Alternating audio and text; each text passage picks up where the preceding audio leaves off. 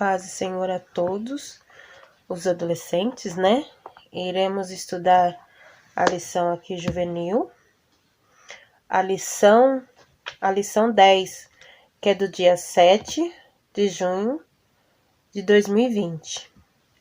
O título dessa lição é A Dimensão Presente e Futuro do Reino.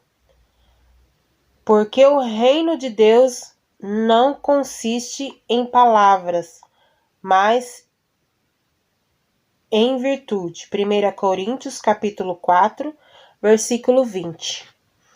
Essa lição ela tem o objetivo de caracterizar a natureza do reino de Deus, apresentar as dimensões presente e futuro do reino, apontar o papel da igreja no reino de Deus. A leitura bíblica em classe está em Mateus, capítulo 10, do 5 ao 15. Jesus enviou esses 12 e lhe ordenou, dizendo: Não ireis pelo caminho das gentes, nem entrareis em cidade de samaritanos, mas ide antes as ovelhas perdidas da casa de Israel, e indo pregai dizendo: É chegado o reino de Deus.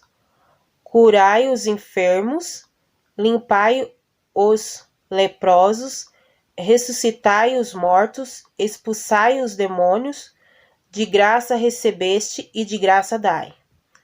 Não possuas ouro, nem prata, nem cobre em vossos cintos, nem alfajores para o caminho, nem duas túnicas, nem sandália, nem bordões, por digno é o operário do seu alimento.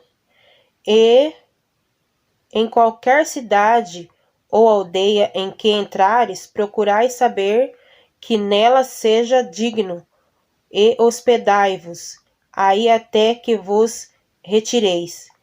E quando entrades na alguma casa, saudai-o. E na casa for digna, desça sobre ela a vossa paz. Mas se não for digna, torne para vós a vossa paz. E se ninguém vos receber nem escutar a vossa palavra, saindo daquela casa ou cidade, sacudiu o pó dos vossos pés. E em verdade vos digo que no dia do juízo haverá menos rigor para o país de Sodoma e Gomorra do que para aquela cidade. Introdução.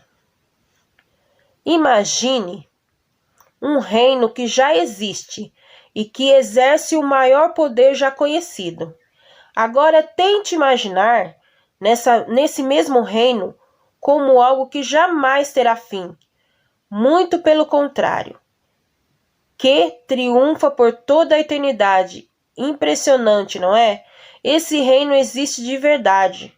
E você, ao aceitar ao Senhor Jesus Cristo, faz parte dele. Estamos falando do reino de Deus.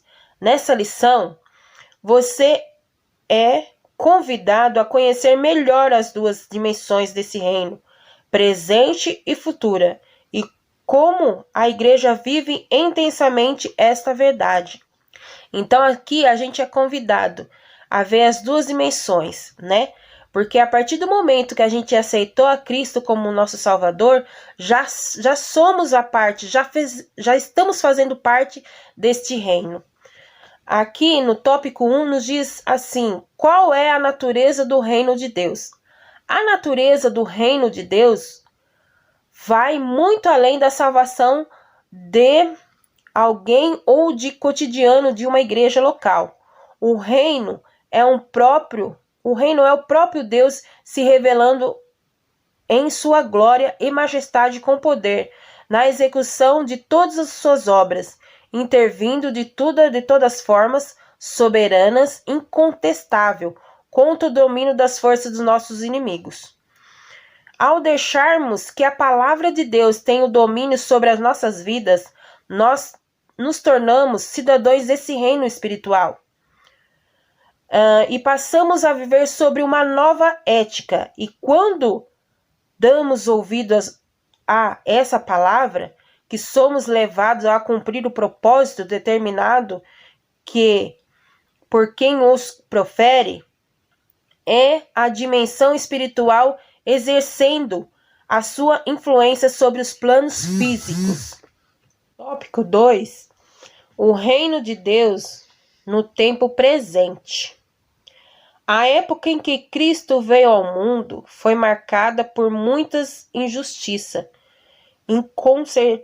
incertezas e sofrimento. As pessoas viviam cativas sob domínio bélico, político e econômico por partes do Império Romano, mediante a profecia bíblica. Havia uma grande expectativa para que um herói messiânico surgisse. O povo estava cansado de tanto sofrimento e angustiava com ardor um novo tempo. Foi nesse contexto que Jesus começou a pregar. E eles saíam, para a rua: arrependei-vos do seu pecado, arrependei-vos, porque é chegado o reino dos céus. Isso está escrito em Mateus capítulo 4, versículo 17. O povo esperava um rei que impusesse frente ao poder de Roma e à ganância dos seus poderosos. Mas Cristo ofereceu algo inesperado. Era chegado o tempo de um reino muito mais significativo, em que tinha suas dimensões no plano espiritual. Jesus chegou num tempo que ele veio para curar e salvar. Então, ele almejava a vida espiritual ali para o povo, Ele veio para salvar almas, ele veio ali para curar, sarar feridas. Aqui, então, era a dimensão presente do reino de Deus. O soberano agindo no tempo atual, sarando as feridas, conduzindo a história conforme o seu querer. Assim como naqueles dias, a humanidade hoje também é marcada pela desesperança. Vivemos em um tempo marcado por sofrimento, injustiça social, falta de referências morais e esfriamentos do amor. Isso a gente vive aqui, Esse esfriamento do amor, pai contra filho, filho contra pai, diferenças sociais, diferenças em raciais. Então, estamos vivendo esse tempo aqui. Mesmo com advento do reino de Deus, ainda temos a influência de Satanás. Tudo isso devido à influência. Muitos deixam se influenciar por essas coisas, pelas setas do inimigo, Mesmo com adversos do reino de Deus, ainda temos a influência de Satanás oprimindo a humanidade. Para que essa realidade mude, faz necessário que a mensagem da cruz seja anunciada a todo mundo, não há diferença de ninguém. A mensagem da cruz veio para todos. Então, os homens virão um tempo de comunhão com Deus e de restauração espiritual, para que então contribuir para uma realidade no tempo presente, mais justa e pacífica e feliz. O ponto 3. O reino de Deus no tempo futuro. A dimensão futura do reino se dará quando Cristo voltar para julgar o mundo e manifestar o caráter escatológico da glória e do poder de Deus.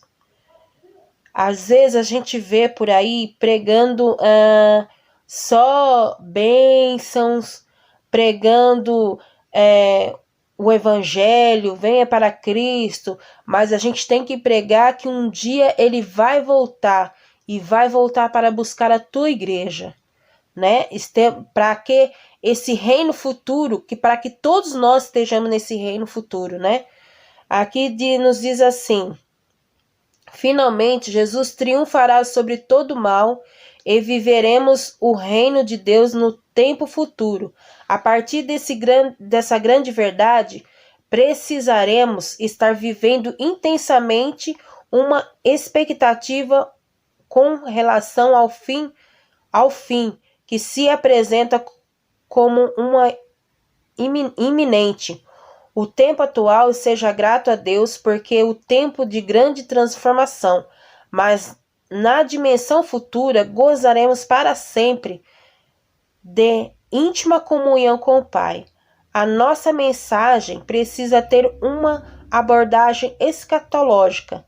Não podemos ficar presos apenas em um presente e pregar apenas o Evangelho, que transforma. O homem hoje é necessário dar uma atenção especial à dimensão futura e à busca de uma vida eterna com o nosso amado Jesus.